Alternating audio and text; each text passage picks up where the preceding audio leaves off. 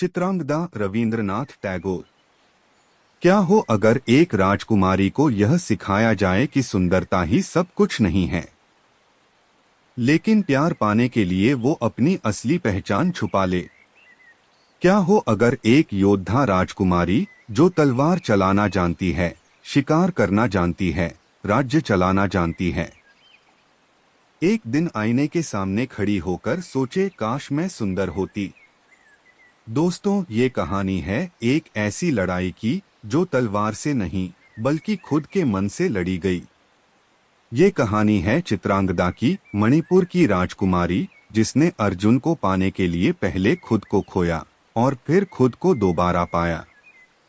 अगर आपने कभी सोचा है कि मैं जैसा हूँ वैसा काफी नहीं हूँ, अगर आपने कभी किसी को खुश करने के लिए खुद को बदलने की कोशिश की है, तो ये कहानी आपके लिए है।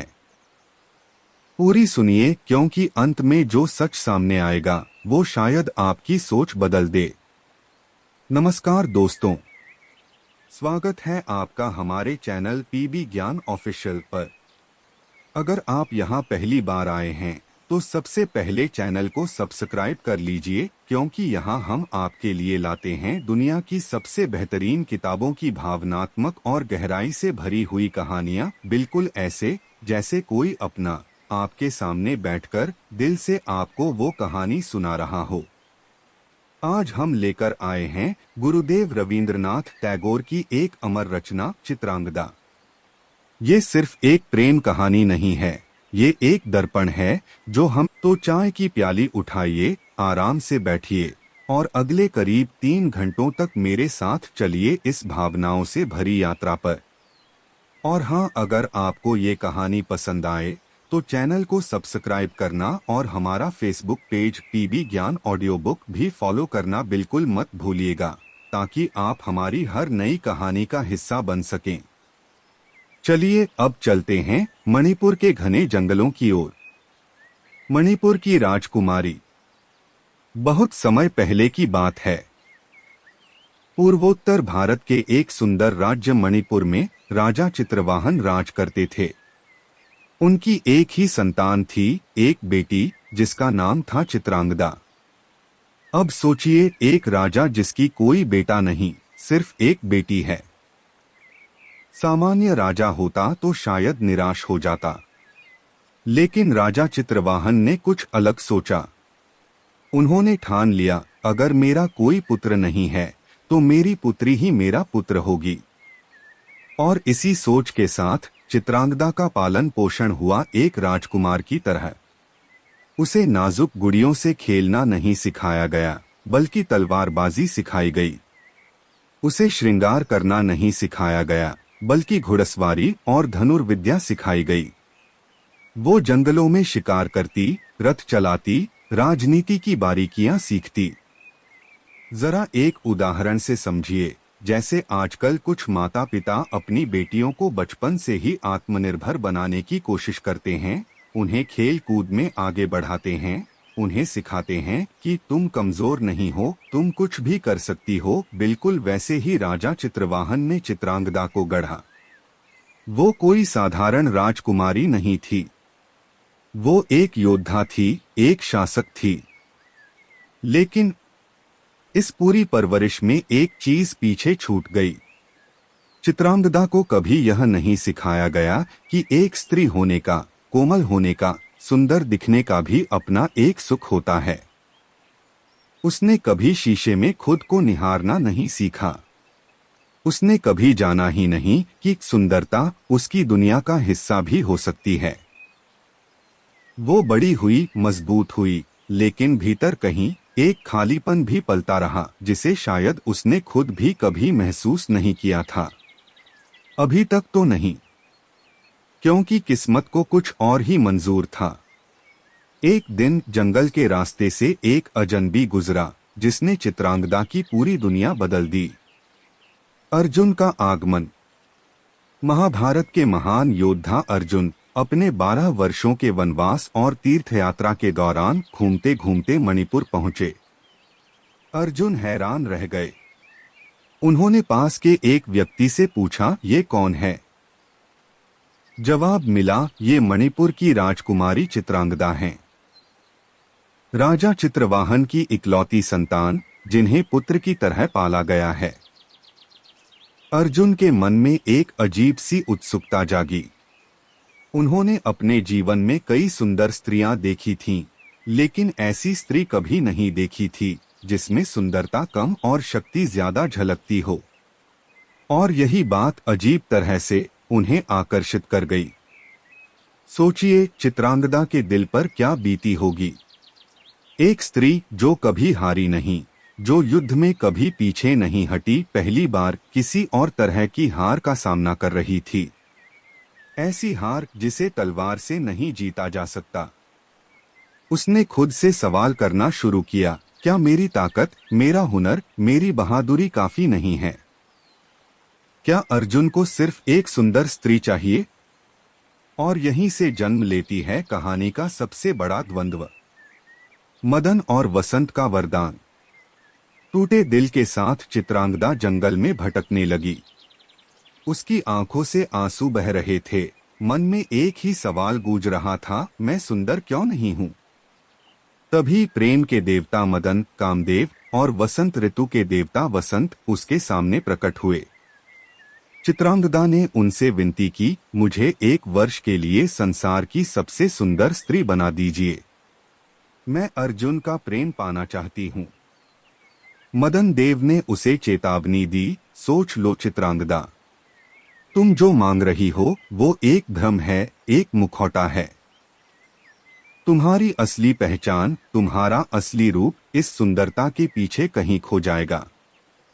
लेकिन प्रेम में डूबी चित्रांगदा ने कुछ नहीं सुना। उसने जिद पकड़ ली और आखिरकार वरदान मिल गया। 1 वर्ष के लिए वो संसार की सबसे सुंदर स्त्री बन गई। यहाँ रुककर एक बात समझिए, एक उदाहरण के साथ, ये बिल्कुल वैसा ही है जैसे आजकल के दौर में लोग सोशल मीडिया पर एक परफेक्ट इमेज बनाने की कोशिश करते हैं। फिल्टर लगाते हैं, असली चेहरा छुपाते हैं ताकि लोग उन्हें पसंद करें। लेकिन अंदर ही अंदर वो जानते हैं कि जो दिख रहा है वो असली नहीं है। और यही डर हमेशा बना रहता है, अगर असली सच्चाई सामने आ गई तो क्या होगा? चित्रांगदा के साथ भी बिल्कुल यही हुआ। छद्म प्रेम की शुरुआत। नए सुंदर रूप में चित्रांगदा एक बार फिर अर्जुन के सामने आई। इस बार अर्जुन उसे देखकर मंत्रमुग्ध हो गए। उन्होंने तुरंत उससे प्रेम का इजहार किया। चित्रांगदा का सपना पूरा हुआ। अर्जुन उसे चाहने लगे, दोनों साथ रहने लगे। दिन बीतते गए, महीने गुजरते गए। ऊपर से देखने में सब कुछ परफेक्ट लग रहा था, एक सुंदर राजकुमारी, एक महान योद्धा और उनका प्रेम। लेकिन चित्रांगदा के मन में चैन नहीं था, क्योंकि हर दिन हर पल वो एक झूठ जी रही थी। अर्जुन जिस स्त्री से प्रेम कर रहे थे वो चित्रांगदा नहीं थी, वो सिर्फ एक खूबसूरत मुखौटा था। असली चित्रांगदा, वो योद्धा, वो बहादुर राजकुमारी, वो कुशल शासक कहीं गहरे दब गई थी। एक दिन अर्जुन ने बातों बातों में चित्रांगदा से कहा, मैंने सुना है यहाँ मणिपुर की राजकुमारी चित्रांगदा भी है जो बहुत बहादुर है, जो एक योद्धा की तरह जीती है।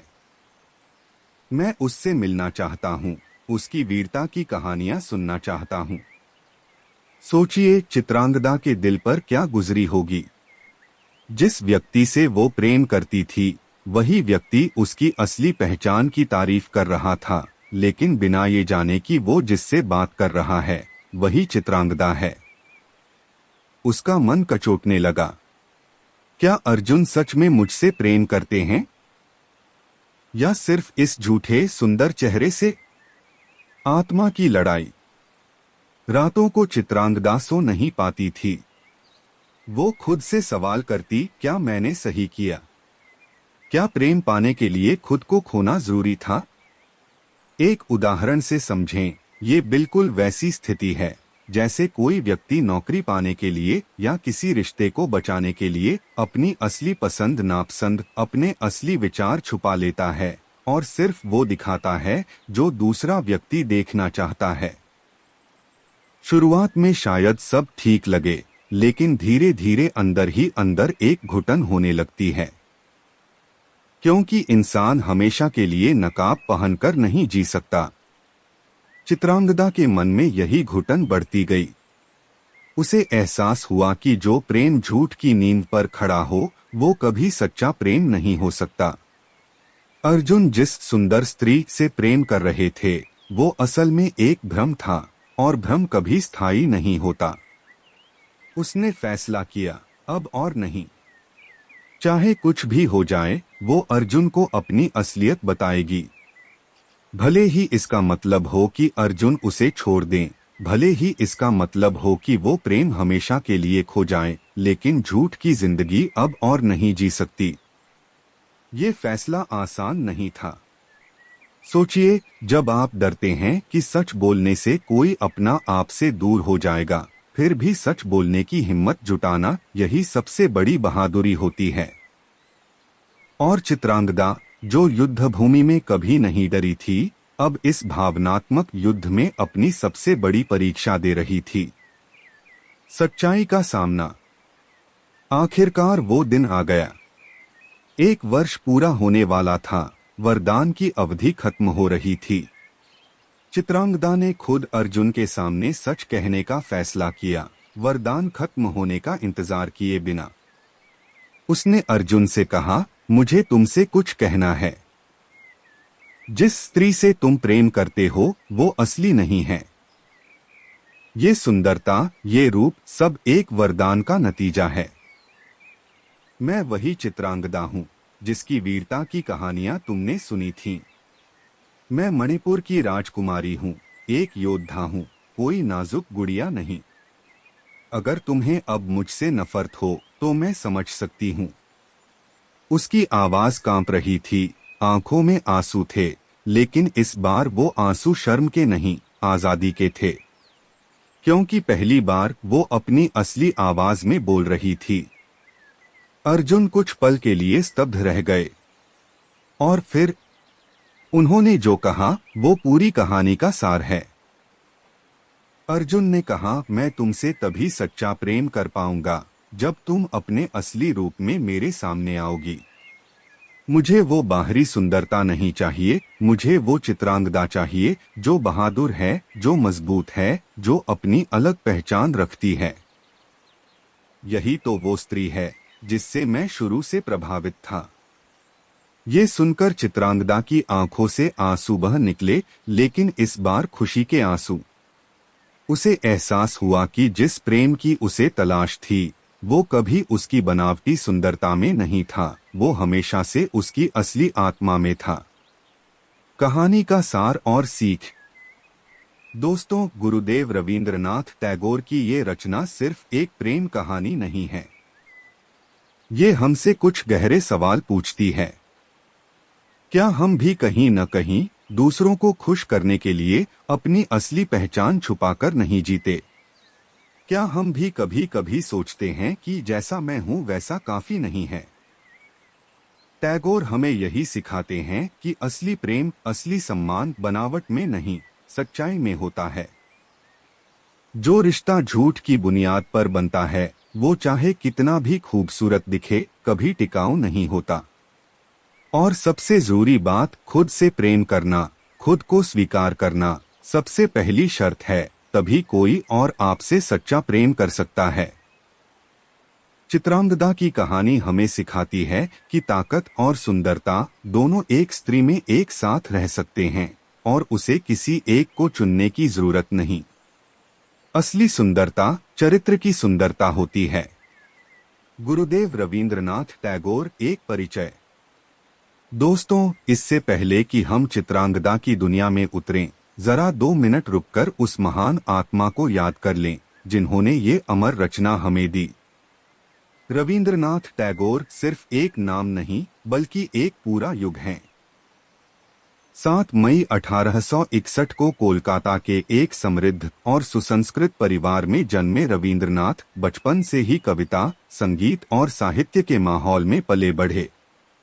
उनके पिता देवेंद्रनाथ टैगोर एक महान विचारक थे और घर में साहित्य, संगीत, नाटक का माहौल हमेशा बना रहता था। बहुत ही कम उम्र में रवींद्रनाथ ने कविताएं लिखनी शुरू कर दी थीं। लेकिन उनकी सबसे बड़ी खासियत ये थी कि वो सिर्फ एक कवि नहीं थे, वो एक कहानीकार थे, एक दार्शनिक थे, एक चित्रकार थे, एक संगीतकार थे और एक शिक्षाविद भी थे। उन्होंने शांतिनिकेतन जैसी अनोखी शिक्षा संस्था की स्थापना की, जहां प्रकृति की गोद में बैठकर बच्चे सीखते थे। 1913 में रवींद्रनाथ टैगोर को उनकी काव्य रचना गीतांजलि के लिए नोबेल पुरस्कार मिला और वो ऐसा करने वाले पहले एशियाई और पहले भारतीय बने। सोचिए, उस दौर में जब भारत अंग्रेजों का गुलाम था, एक भारतीय की कलम ने पूरी दुनिया को झुका दिया। टैगोर ने भारत और बांग्लादेश दोनों देशों के राष्ट्रगान लिखे। जन गण मन और आमार सोनार बांग्ला दोनों उन्हीं की देन हैं। शायद दुनिया में ऐसा कोई और कवि नहीं जिसने दो दो देशों को उनका राष्ट्रगान दिया हो। और इन्हीं रवींद्रनाथ टैगोर ने महाभारत के एक छोटे से प्रसंग को उठाकर उसमें अपनी कल्पना और गहरी संवेदनशीलता भरकर रच दिया एक ऐसा नाटक चित्रांगदा, जो 1892 में पहली बार लिखा गया और आज 125 साल बाद भी उतना ही प्रासंगिक है जितना उस दिन था। क्यों? क्योंकि टैगोर ने इस कहानी में जो सवाल उठाया, सुंदरता क्या है, प्रेम क्या है, असली पहचान क्या है, ये सवाल हर युग में हर इंसान के मन में उठते हैं। चाहे वो 100 साल पहले की मणिपुर की राजकुमारी हो या आज के ज़माने का कोई युवा जो सोशल मीडिया पर अपनी एक अलग छवि गढ़ रहा है। तो यहाँ से की कहानी शुरू होगी। बहुत समय पहले की बात है। अर्जुन का आगमन के बाद जोड़े संवाद दृश्य, पहली मुलाकात। दो आवाजों में चित्रांगदा और अर्जुन। कथावाचक बीच बीच में माहौल बांधे। कथावाचक जंगल की उस शांत दोपहर में जब चित्रांगदा एक घायल हिरण का पीछा कर रही थी, तभी सामने से अर्जुन आ गए। दोनों की नजरें मिली। अर्जुन हैरानी से, क्षमा करें, मैंने आपको शिकार करते देखा। आपका निशाना अद्भुत है। आप कौन हैं? चित्रांगदा गर्व से, बिना झिझक, मैं चित्रांगदा हूँ, मणिपुर के राजा चित्रवाहन की पुत्री। और आपकी वेशभूषा से लगता है आप कोई साधारण यात्री नहीं। अर्जुन, मैं अर्जुन हूँ, पांडु का पुत्र, हस्तिनापुर से। 12 वर्ष के वनवास पर हूँ। अर्जुन हल्की मुस्कान के साथ, वही। लेकिन आप किसी राजकुमारी जैसी नहीं लगती। आपकी आंखों में जो आत्मविश्वास है, जो साहस है, मैंने ऐसा किसी स्त्री में पहले नहीं देखा। कथावाचक चित्रांगदा के चेहरे पर एक अजीब सी हलचल हुई। तारीफ तो थी, लेकिन कहीं गहरे में एक कांटा भी चुभा। किसी स्त्री जैसी नहीं लगती, ये शब्द उसके दिल में घर कर गए। छद्म प्रेम की शुरुआत में जोड़े संवाद दृश्य, अर्जुन की जिज्ञासा। अर्जुन चित्रांगदा के नए सुंदर रूप को देखकर बातों बातों में, जानती हो, इस राज्य में आने से। चित्रांगदा छद्म रूप में, दिल में हलचल, लेकिन बाहर से शांत। ऐसा क्या खास है उस राजकुमारी में जो तुम्हें इतना आकर्षित करता है? अर्जुन, उसकी ताकत, उसकी स्वतंत्रता। वो किसी की मोहताज नहीं। वो अपने बलबूते अपनी पहचान बनाती है। सच कहूं तो ऐसी स्त्री के सामने मेरा सिर सम्मान से झुक जाता है। कथावाचक, ये सुनकर चित्रांगदा का दिल जोर से धड़का। जिस व्यक्ति के प्रेम के लिए उसने अपनी असली पहचान त्याग दी थी, वही व्यक्ति उसकी असली पहचान की तारीफ कर रहा था। कैसी विडंबना थी ये। मदन और वसंत का वरदान में विस्तार, मणिपुर की सांस्कृतिक पृष्ठभूमि। दोस्तों, यहाँ एक दिलचस्प बात जान लीजिए। मणिपुर, जो आज भारत के पूर्वोत्तर का एक खूबसूरत राज्य है, प्राचीन काल से ही अपनी अनूठी संस्कृति के लिए जाना जाता रहा है। महाभारत में इसका जिक्र एक ऐसे राज्य के रूप में मिलता है जहां स्त्रियों को भी उतना ही सम्मान और अवसर मिलता था जितना पुरुषों को। टैगोर ने जानबूझकर इस कहानी के लिए मणिपुर को चुना क्योंकि यहीं वो पृष्ठभूमि मिलती थी जहां एक राजकुमारी का योद्धा के रूप में पलना विश्वसनीय लगे। ये कोई काल्पनिक बात नहीं थी। पूर्वोत्तर भारत की कई रियासतों में स्त्रियां प्रशासन और युद्ध कौशल में आगे रही हैं। इसीलिए चित्रांगदा का चरित्र सिर्फ टैगोर की कल्पना नहीं बल्कि उस सांस्कृतिक सच्चाई की एक झलक भी है जहां नारी शक्ति को सदियों पहले ही पहचाना और सराहा गया था। आत्मा की लड़ाई में विस्तार। चित्रांगदा का आंतरिक एकाला। धीमी दर्द भरी आवाज में चित्रांगदा खुद से बात कर रही है। चित्रांगदा मन ही मन, मैंने क्या पाया और क्या खोया। मुझे प्रेम मिला, लेकिन किसका प्रेम? उस चेहरे का जो असल में मेरा है ही नहीं। जिस हंसी पर अर्जुन मोहित हैं, वो हंसी असली नहीं, वो होंठ असली नहीं। तो फिर मैं कौन हूं? क्या मैं वो योद्धा हूं जिसने बचपन से तलवार उठाई, या मैं वो सुंदरी हूं जो हर पल एक झूठ जी रही है? नहीं, मुझे फैसला करना होगा। प्रेम अगर सच्चा है तो उसे मेरी असलियत भी स्वीकार करनी होगी, और अगर वो सिर्फ इस सुंदरता से है तो वो प्रेम नहीं, सिर्फ एक भ्रम है जो टूटना ही चाहिए। कथावाचक। और उस रात चित्रांगदा ने वो फैसला लिया जो किसी भी युद्ध के फैसले से कहीं ज्यादा कठिन था, सच का सामना करने का फैसला। टैगोर के चित्रांगदा का गहरा अर्थ नृत्य नाटिका के रूप में। दोस्तों, एक बात और जान लीजिए, टैगोर ने सिर्फ इसे एक कविता या नाटक के रूप में नहीं छोड़ा। बाद में उन्होंने इसे एक नृत्य नाटिका, डांस ड्रामा के रूप में भी रचा, जिसमें संगीत, नृत्य और अभिनय का अद्भुत संगम था। शांतिनिकेतन में इसका मंचन बड़े पैमाने पर होता था, जिसमें टैगोर खुद भी भाग लेते थे। इस नृत्य नाटिका में मदन और वसंत के किरदार बड़े प्रतीकात्मक हैं। मदन यानी काम वासना और बाहरी आकर्षण के देवता, और वसंत यानी नवीनता और बदलाव के प्रतीक। जब ये दोनों चित्रांगदा को वरदान देते हैं तो टैगोर एक गहरा संदेश देते हैं। बाहरी सुंदरता का वरदान दरअसल एक अस्थायी वसंत की तरह है जो एक दिन बीत जाता है, लेकिन असली चरित्र वो सदाबहार होता है। यही वजह है कि आज भी भारत और बांग्लादेश में चित्रांगदा को स्कूल कॉलेजों में, नृत्य नाटिका के मंचों पर और साहित्यिक गोष्ठियों में बार बार प्रस्तुत किया जाता है। तो दोस्तों, ये थी गुरुदेव रवींद्रनाथ टैगोर की अमर कृति चित्रांगदा की पूरी विस्तृत कहानी। टैगोर के जीवन से लेकर मणिपुर की सांस्कृतिक पृष्ठभूमि तक और चित्रांगदा के मन के हर द्वंद्व तक, ये कहानी हमें सिखाती है, प्रेम वो नहीं जो एक मुखौटे से मिले, प्रेम वो है जो हमारी आत्मा को, हमारी सच्चाई को अपनाए।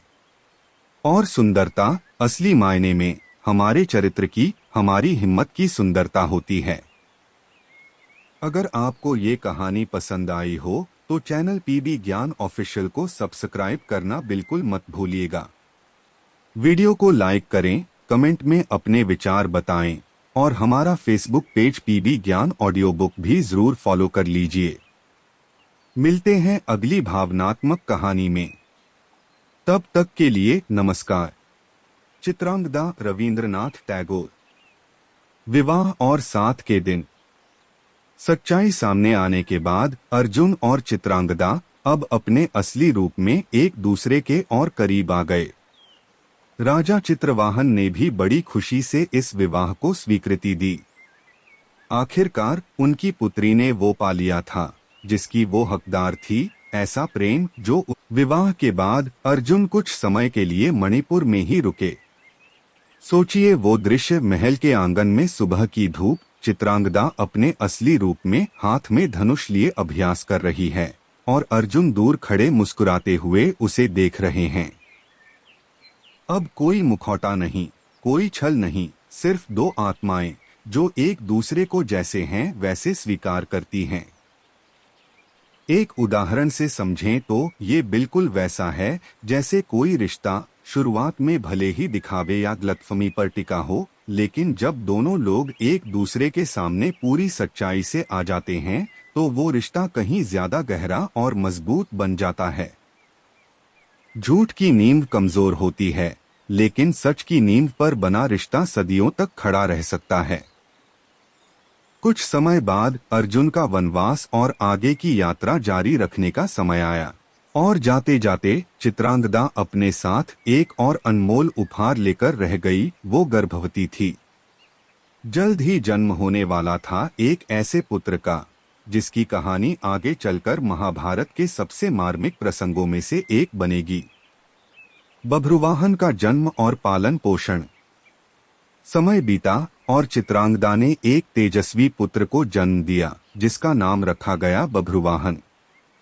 अब यहाँ एक दिलचस्प बात गौर करने वाली है। चित्रांगदा ने अपने बेटे का पालन पोषण बिल्कुल वैसे ही किया जैसे उसके पिता राजा चित्रवाहन ने उसका किया था, एक योद्धा और भावी राजा के रूप में।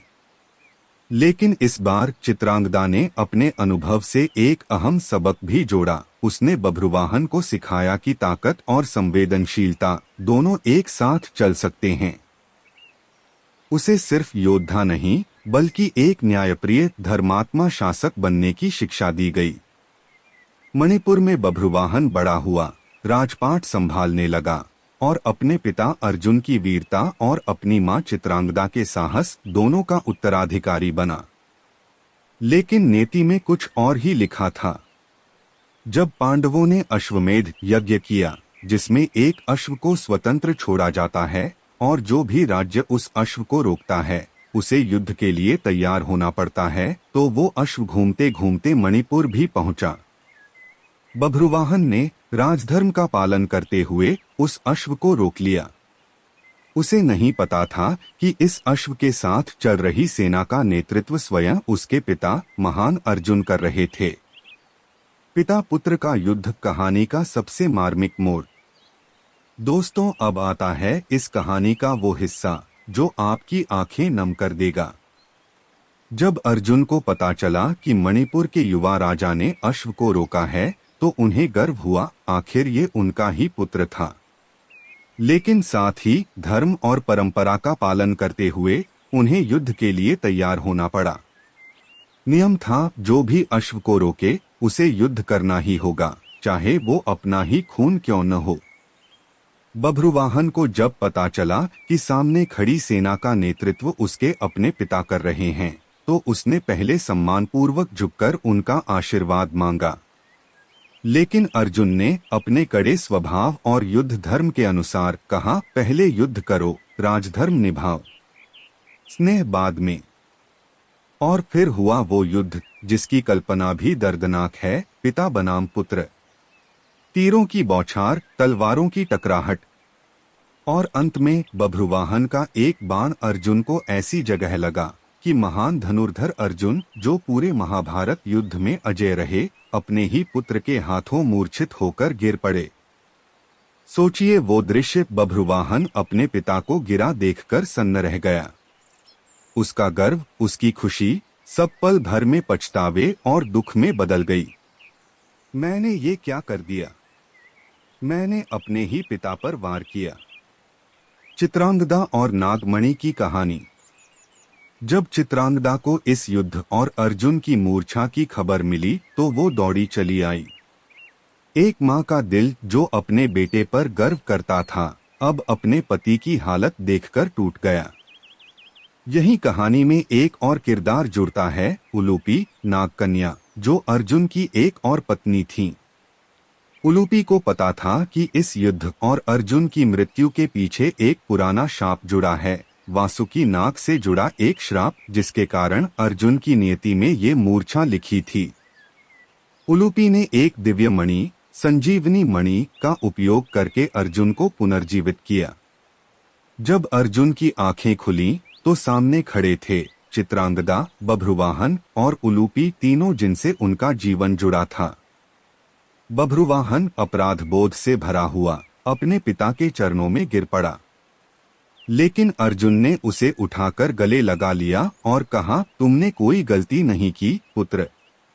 तुमने अपना राजधर्म निभाया, अपनी माँ और अपने राज्य की गरिमा की रक्षा की। मुझे तुम पर गर्व है। इस मिलन में चित्रांगदा की आंखों से आंसू बह निकले, लेकिन ये आंसू भी एक बार फिर दर्द के नहीं बल्कि संतोष और गर्व के थे। उसने जो बीज बोया था सच्चाई का, साहस का, वो आज उसके बेटे के रूप में फल दे रहा था। कहानी की गहरी सीख, नारी शक्ति और मातृत्व।